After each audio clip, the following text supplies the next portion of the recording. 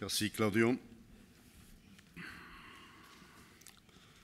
Bon, Monsieur le ministre, Monsieur le secrétaire général, Monsieur les secrétaires généraux de l'Union pour la Méditerranée et de l'Union du Maghreb arabe, Mesdames les entrepreneurs, Messieurs les entrepreneurs, chers amis, bon voilà que nous sommes arrivés à la séance de clôture de cette splendide journée, parce que normalement quand on arrive à la séance de clôture comme cela, la plupart des gens sont partis. Alors je constate qu'aujourd'hui, la plupart des gens sont restés. Alors c'est un premier constat, un premier test, que vraiment le contenu de la journée a été intéressant et j'en juge ainsi de mon côté et je m'en réjouis.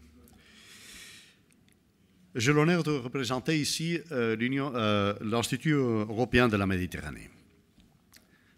Et nous avons eu l'honneur de participer en tant que co-organisateur à cette journée en essayant d'aider tous les efforts qui sont menés par l'Union pour la Méditerranée sous le guide de son secrétaire général, Fadela Sigil Massi, évidemment avec le gouvernement espagnol qui est le pays hôte et avec nos collègues de la Casa Mediterránea, notre entité sœur un peu plus vers le sud de la rive méditerranéenne espagnole.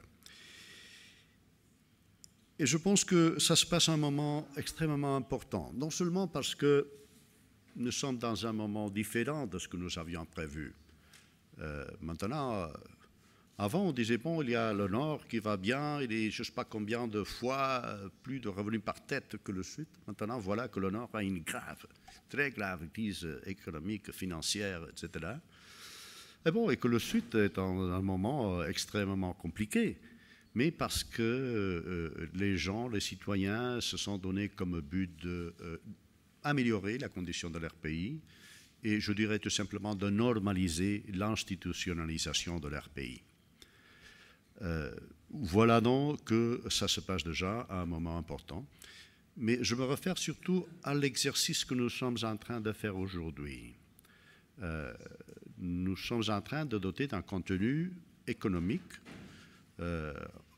à donner une impulsion à l'intégration progressive qui existe déjà, point de vue commercial, point de vue de toutes les complémentarités qui existent nord et sud de la Méditerranée, mais qui sont beaucoup plus accusées, plus fortes en Méditerranée occidentale, que ce soit au niveau des investissements, la plupart c'est peut-être européen, même que ça fléchit qu'à un moment ces 2 dernières années, mais qui ont augmenté par la moitié des investissements directs, comme nous constations tout à l'heure dans notre panel, dans les pays sud de la Méditerranée occidentale, que ce soit au niveau des échanges, des visites de touristes, ou des flux migratoires, de flux de transferts des émigrés, etc.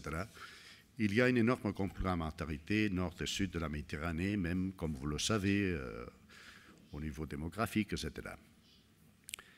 Mais ces traits sont beaucoup plus accusés en Méditerranée occidentale. Nous, comme Institut européen de la Méditerranée, nous, comme M. Vignaria, nous allons fêter cette prochaine année notre 25e anniversaire. Nous avions été créés en 1989. Et donc nous avons essayé d'accompagner et d'aider, autant que nous l'avons pu, tout le déroulement du partenariat euro-méditerranéen. Nous en étions déjà à la base parmi beaucoup d'autres collègues qui ont essayé d'aider à la naissance de ce qu'a été le processus de Barcelone et dans ce qui s'est passé ici, dans ces mêmes salles et à l'hôtel Juan Carlos, ici à côté, en novembre 1995.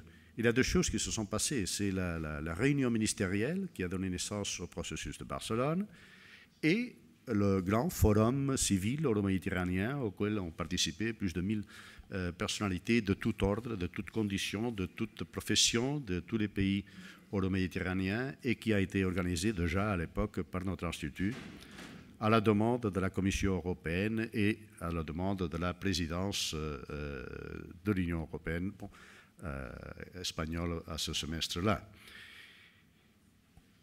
c'est là où je pense que nos pays ont établi les bases de ce partenariat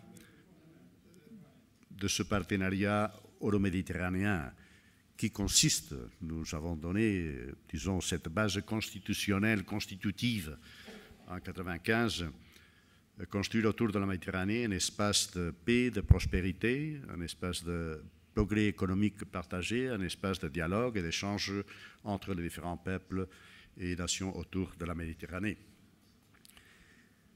Par la suite, nous avons essayé d'être utiles, donc nous avons associé même le principal axe, ou presque unique axe, dans tous les sens de l'action de notre institut, à ce qui a été le partenariat euro-méditerranéen, point de vue politique, point de vue économique, point de vue social, culturel, etc. Et bon, vous avez là, sur la salle, la rotonde ici à côté, un échantillon des publications que nous publions chaque année.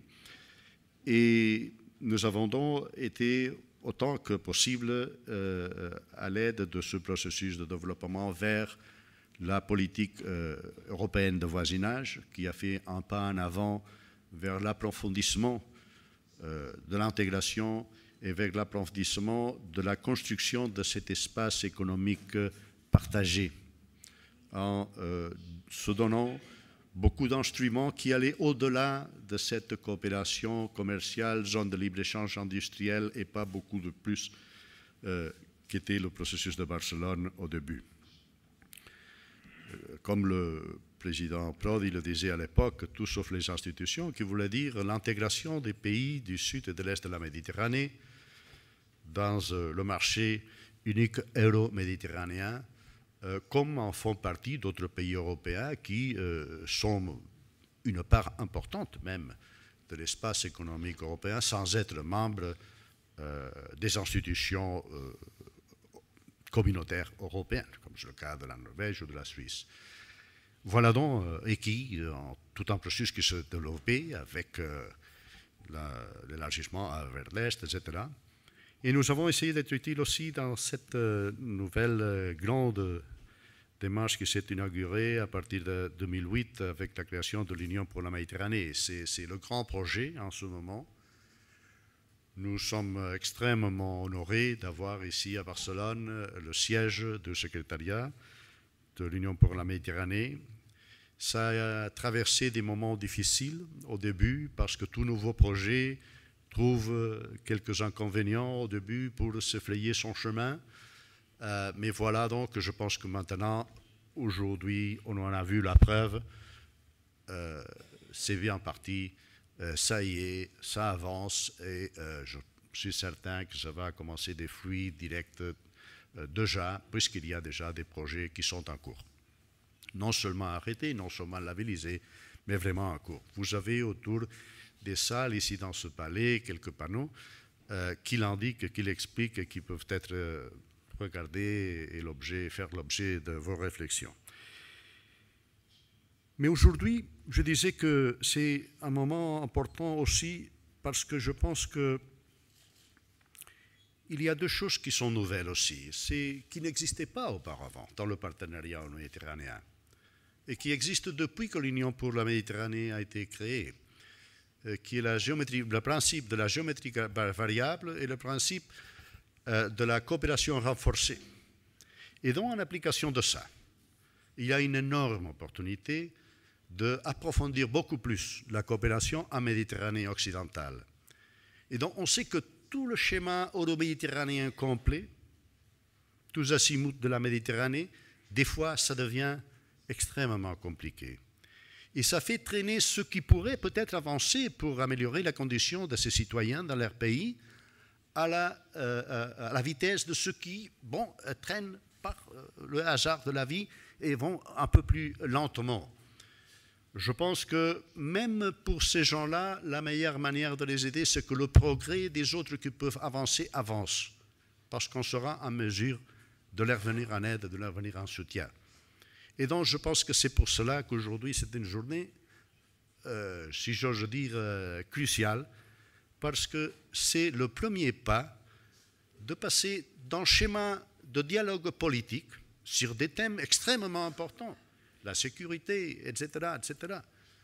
On le voit, c'est la condition préalable, mais la condition préalable pour ce que nous sommes aujourd'hui en train de commencer. La concrétisation de la possibilité de coopération dans le domaine économique avec les participations des entrepreneurs, des banques, de l'initiative privée, et donc je pense que c'est pour cela que nous sommes en train de faire un premier pas qui va doter à cette Méditerranée occidentale, à ce 5+5, d'un schéma qui puisse nous aider à approfondir la coopération entre tous les pays du 5+5.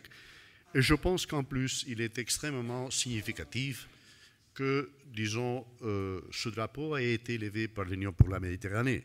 Parce que je pense que, aussi dans ce domaine-là, en application de ces principes de géométrie variable, de coopération renforcée, on peut trouver, disons, un domaine extrêmement fructueux pour aider aux pays autour de la Méditerranée occidentale. Alors c'est pour cela que je me réjouis énormément d'être parmi vous ce soir. Je pense que ça a été une journée fructueuse et nous essayerons, comme nous avons fait pendant les 25 dernières années, d'être aussi utiles que possible à ce partenariat euro-méditerranéen. Merci de votre attention.